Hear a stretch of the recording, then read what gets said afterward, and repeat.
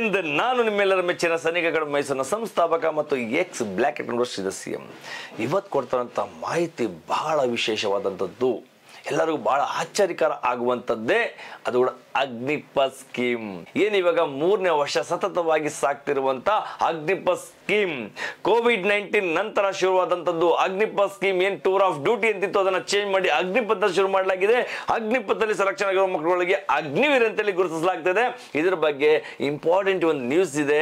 ಈ ನ್ಯೂಸ್ ಏನೀಗ MP election ಮುಗಿತು. ಎಲೆಕ್ಷನ್ ಮುಂಚೆ ಕಾಂಗ್ರೆಸ್ ಪಕ್ಷ ಹೇಳ್ತಾ ಇತ್ತು, ಖಂಡಿತ ಅಗ್ನಿಪಥ್ ಸ್ಕೀಮ್ ನ ಕ್ಲೋಸ್ ಮಾಡ್ತೀನಿ, ಕ್ಯಾನ್ಸಲ್ ಮಾಡ್ತೀನಿ, ನೆಕ್ಸ್ಟ್ ಡೈರೆಕ್ಟ್ಲಿ ಸೋಲ್ಜರ್ಸ್ ಏನು ಸೆಲೆಕ್ಷನ್ ಇತ್ತು ಅದೇ ಕಂಟಿನ್ಯೂ ಮಾಡ್ಕೊಡ್ತೀನಿ ಅಂತ ಹೇಳ್ತಾ ಇತ್ತು. ಅದನ್ನ ತದ್ವಿರೋಧವಾಗಿ ಬಿಜೆಪಿ ಸರ್ಕಾರ ಹೇಳ್ತು, ಇಲ್ಲ ಅಗ್ನಿಪಥದಿಂದ ಬಹಳಷ್ಟು ಮಕ್ಕಳಿಗೆ ಅನುಕೂಲ ಆಗ್ತಿದೆ, ನಮ್ಮ ದೇಶಕ್ಕೆ ಅನುಕೂಲ ಆಗ್ತಿದೆ, ಹೆಚ್ಚಿನ ಮಕ್ಕಳಿಗೆ ಅವಕಾಶ ಸಿಗ್ತಾ ಇದೆ, ಇದನ್ನ ಕಂಟಿನ್ಯೂ ಮಾಡ್ಕೊಡ್ತೀನಿ, ಆದರೆ ಇದ್ರಲ್ಲಿ ಕೆಲವೊಂದು ಬದಲಾವಣೆ ತರ್ತೀನಿ. ಇದು ಟ್ರಯಲ್ ಪೀರಿಯಡ್ ನಲ್ಲಿ ನಡೆಸುವಂಥದ್ದು, 2-3 ವರ್ಷದಿಂದ ನಡೆಸ್ಕೊಟ್ಟಂಥದ್ದು ಒಂದು ಟ್ರಯಲ್ ಪೀರಿಯಡ್. ಈ ಟ್ರಯಲ್ ನಲ್ಲಿ ಮಕ್ಕಳಿಗೆ ಏನು ಅವಶ್ಯಕತೆ ಇದೆ, ಏನು ಅವಶ್ಯಕತೆ ಇಲ್ಲ, ಇದನ್ನ ನಾವು ಅಬ್ಸರ್ವ್ ಮಾಡಿದೀವಿ, ಚೆಕ್ ಮಾಡಿದೀವಿ. ಇವಾಗ ನಾವು ಅದನ್ನ ಅಮೆಂಡ್ಮೆಂಟ್ ಮಾಡ್ತೀವಿ, ಇನ್ನಷ್ಟು ಬದಲಾವಣೆ ಖಂಡಿತ ನಾವು ತರ್ತೀವಿ. ಏನು ಸ್ಟಾರ್ಟಿಂಗ್ ಅಲ್ಲಿ ನಾವು ರೂಲ್ಸ್ ಮಾಡಿದ್ವಿ ಅದು ಪರ್ಮನೆಂಟ್ ಆಗಿ ಏನಿಲ್ಲ, ಅದು ಜಸ್ಟ್ ಒಂದು ಟ್ರಯಲ್ ಡೆಮೋ, ಒಂದು ಡೆಮೋನ್ಸ್ಟ್ರೇಷನ್ ಟೈಪ್ ನೋಡಿದೀವಿ. ಆದರೆ ಇವಾಗ ಮಕ್ಕಳಿಗೆ ಇನ್ನಷ್ಟು ಬದಲಾವಣೆ ಏನು ನೀಡಿದೆ, ಏನು ಅವಶ್ಯಕತೆ ಇದೆ ಅದೆಲ್ಲವೂ ಕೂಡ ನಾವು ಬದಲಾವಣೆ ತರ್ತೀವಿ ಅಂತ ಹೇಳ್ತಾ ಇದು ಕೆಲವೊಂದು ಡಿಮಾಂಡ್ ಲೆಟರ್ ನ ಕೊಡಲಾಗ್ತಾ ಇದೆ. ಡಿಮಾಂಡ್ ಲೆಟರ್ ಬಹಳ ಚೆನ್ನಾಗಿದೆ. For demand charges in Agnipath scheme that now Agnipath scheme change to Sainik Samman scheme after reviews. ನೋಡಿ, ಕ್ಲಿಯರ್ ಹೇಳಿದಾನೆ, ಆಫ್ಟರ್ ರಿವ್ಯೂಸ್ ಅಂತ ಹೇಳಿ ಇದನ್ನ ಸೈನಿಕ್ ಸಮಾನ್ ಸ್ಕೀಮ್ ಅಂತ ಕೊಡಲಾಗ್ತಾ ಇದೆ. ಹೌದು ಸ್ನೇಹಿತರೆ, ಇದು ಬದಲಾವಣೆ ಬರ್ತಾನೆ ಇರ್ತದೆ. ನಾನು ಯಾವಾಗಲೂ ಹೇಳ್ತಾ ಇರ್ತೀನಿ, ಭಾರತೀಯ ಸೇನೆಯಲ್ಲಿ 8 ವರ್ಷಕ್ಕೆ ಒಂದು ಸಾರಿ, 8 ವರ್ಷಕ್ಕೆ ಒಮ್ಮೆ ಪೇ ಕಮಿಷನ್ ನಡೆಯುತ್ತೆ. ಪೇ ಕಮಿಷನ್ ಕೂಡ ಸುಮಾರು ಅಮೆಂಡ್ಮೆಂಟ್ಗಳಾಗ್ತವೆ, ಸುಮಾರು ಬದಲಾವಣೆಗಳಾಗ್ತವೆ. ಇದನ್ನು ತರ್ತಾನೆ ಇರಬೇಕಾಗುತ್ತೆ. ಸೊ 1947 ಈಗಿದೆ, ಅದೇ ತರ ಇರ್ಲಿಕ್ಕಾಗಲ್ಲ. 2024 ಏನಿದೆ ಅದೇ ತರ ಬದಲಾವಣೆ ಆಗ್ಲೇಬೇಕಾಗುತ್ತೆ. ಅದೇ ತರ ಸ್ಕೀಮ್ ಅಲ್ಲಿ ಏನ್ ಚೇಂಜಸ್ ಕೇಳಿದ್ದಾರೆ ಅದು ಇಂಪಾರ್ಟೆಂಟ್. ಏನೇನು ಚೇಂಜಸ್ ಕೇಳಿದ್ದಾರೆ ಅದ್ರ ಬಗ್ಗೆ ತಿಳ್ಕೊಂಡ. ಚೇಂಜಸ್ ಆರ್ ಡಿಕ್ಲೇರ್ಡ್ ಬಿಲೋ, ಇದನ್ನ ಡಿಕ್ಲೇರ್ ಮಾಡಿ ಅಂತ ಹೇಳ್ತಿದ್ದಾರೆ. ಅದು ಡಿಕ್ಲೇರ್ ಆಗುತ್ತಾ ಅಥವಾ ಆಗಲ್ವಾ ಮುಂದೆ ನೋಡೋಣ. ಮೊದಲನೇದಾಗಿ 25% ಪರ್ಮನೆಂಟ್ ಟು 60% ಪರ್ಮನೆಂಟ್. ಏನೀಗ 25% ಮಾತ್ರ ತಗೊಳ್ತೀನಿ ಅಂತ ಹೇಳ್ತಾ ಇದ್ರು ಸೇನೆಗೆ. ಸೇನೆ ಅಂತಂದ್ರೆ ಅಗ್ನಿಪಥದಿಂದ ಕನ್ವರ್ಟ್ ಮಾಡ್ಕೊಂಡು 25% ಮಾತ್ರ ಮಕ್ಕಳನ್ನ ಸೋಲ್ಜರ್ ಕನ್ವರ್ಟ್ ಮಾಡ್ಕೊಳ್ತೀನಿ ಅಂತ ಇದ್ರು. ಅದನ್ನ 60%ಗೆ ಬದಲಾಯಿಸಿ ಅಂತ ಕೇಳ್ಕೊಳ್ತಿದ್ದಾರೆ. ಹೌದು, ಇದು 50% ಆಗುತ್ತೋ 60% ಆಗುತ್ತೋ ಗೊತ್ತಿಲ್ಲ, ಆಗುತ್ತೆ, ಅದನ್ನ ಕಾಯೋಣ. ಇದು 60%ಗೆ ಬದಲಾವಣೆ ಮಾಡ್ಕೊಡಿ ಅಂತ ಕೇಳ್ಕೊಳ್ತಿದ್ದಾರೆ. ನೆಕ್ಸ್ಟ್ ಟೆಕ್ನಿಕಲ್ ಪೋಸ್ಟ್ ಪರ್ಮನೆಂಟ್ ಮಾಡ್ಕೊಡಿ.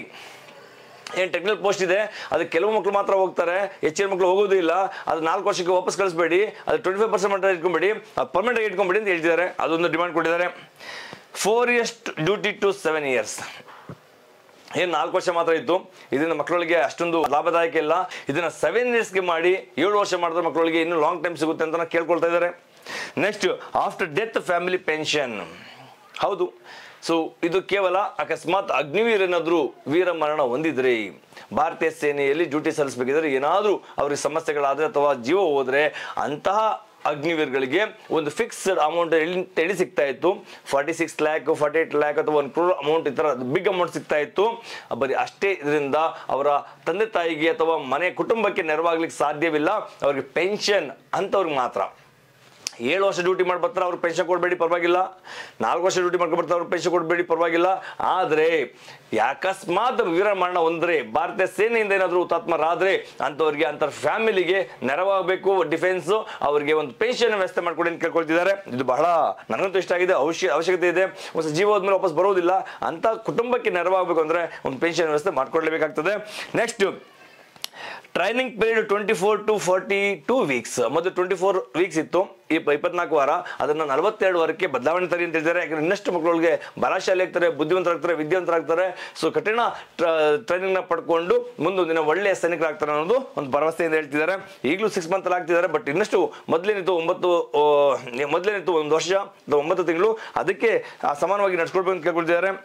ಸ್ಯಾಲರಿ ಇನ್ಕ್ರೀಸ್ ಏನಿವಾಗ 30,000 33,000 36,000 ಅಥವಾ 40,000 ಇತ್ತು, ಅಷ್ಟು ಸ್ಯಾಲ್ರಿ ಸರೋದಿಲ್ಲ. ಸ್ಯಾಲ್ರಿ ಇನ್ನೆಷ್ಟು ಇನ್ಕ್ರೀಸ್ ಮಾಡಿ ಕೇಳ್ಕೊಳ್ತಿದ್ದಾರೆ.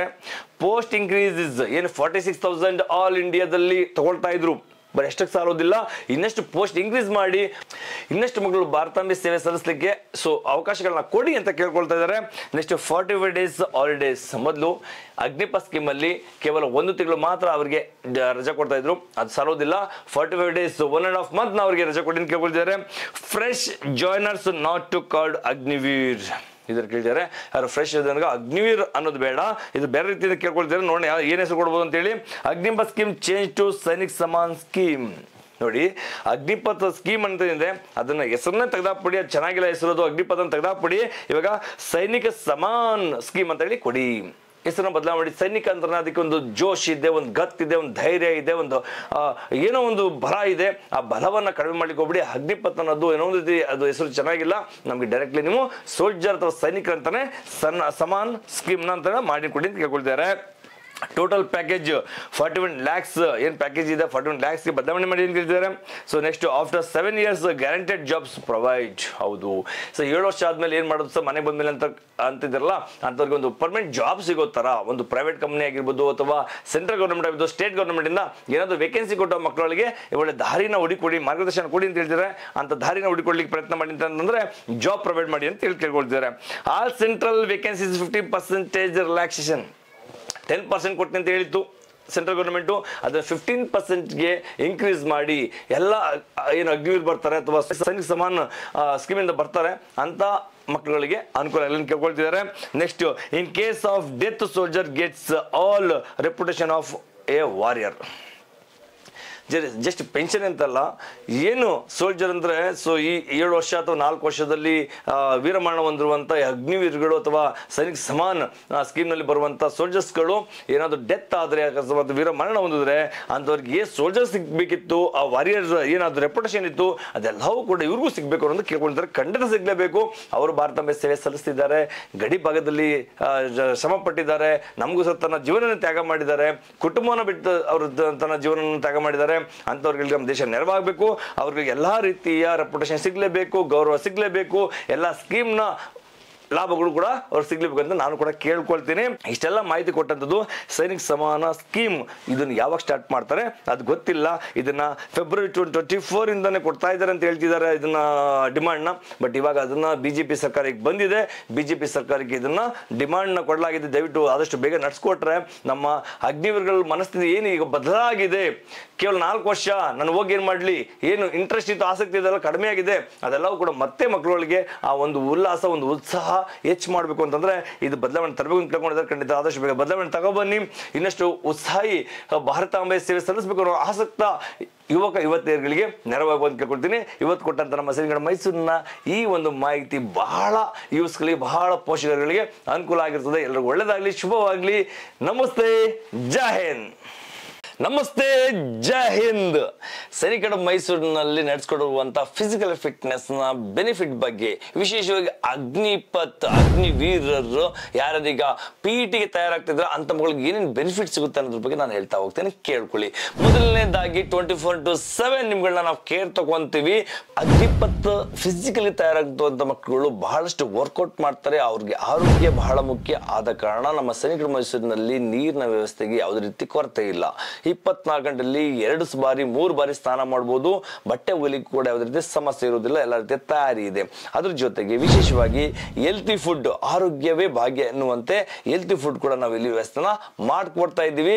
ಜೊತೆಗೆ ಅಂತ ಮಕ್ಕಳಿಗೆ ಎಕ್ಸ್ಟ್ರಾ ಡೈಟಿಂಗ್ ಕೂಡ ವ್ಯವಸ್ಥೆ ಮಾಡಲಾಗಿದೆ. PETಗೆ ಬರುವಂತ 1600 metre running, pull ups, zig zag and 9 feet ditch ನ ಪ್ರಾಕ್ಟಿಕಲ್ ಆಗಿ 100% ನಿಮಗೆ ತಯಾರು ಮಾಡ್ತೀವಿ. ಅದ್ ಬಿಟ್ರೆ next PST physical standard test ಬರುವಂತ ಹೈಟ್, ವೆಯ್ಟ್, ಚೆಸ್ಟ್ ಯಾರ್ಯಾರು ಕಡಿಮೆ ಇದೆ ಅದನ್ನ ನಾವು ಗಮನಿಸಿ ಎಕ್ಸ್ಟ್ರಾ ಕೇರ್ ತಗೊಂಡು ಇಂಪ್ರೂವ್ಮೆಂಟ್ ಮಾಡ್ತೀವಿ. ಪ್ರೀ ಮೆಡಿಕಲ್ ಚೆಕ್ಅಪ್ ಬಹಳ ಮುಖ್ಯ. ಎಷ್ಟು ಮಕ್ಕಳಿಗೆ ಸೊ ನಾಕ್ ನೀ ಇರುತ್ತೆ, ಎಲ್ಬೋ ಕ್ಲೋಸ್ ಇರುತ್ತೆ, ಏನಾದ್ರು ಸಮಸ್ಯೆಗಳಿರ್ತವೆ, ಅದನ್ನ ಅಂಗಗಳನ್ನ ಸರಿಯಾದ ಚೆಕ್ ಮಾಡಿ ಸರಿಯಾದ ಗೈಡ್ ಮಾಡ್ತೀವಿ, ಅದಕ್ಕೆ ಸರಿಯಾದ ಟ್ರೀಟ್ಮೆಂಟ್ ಕೊಡಿಸೋಕೆ ವ್ಯವಸ್ಥೆನ ಮಾಡ್ತೀವಿ.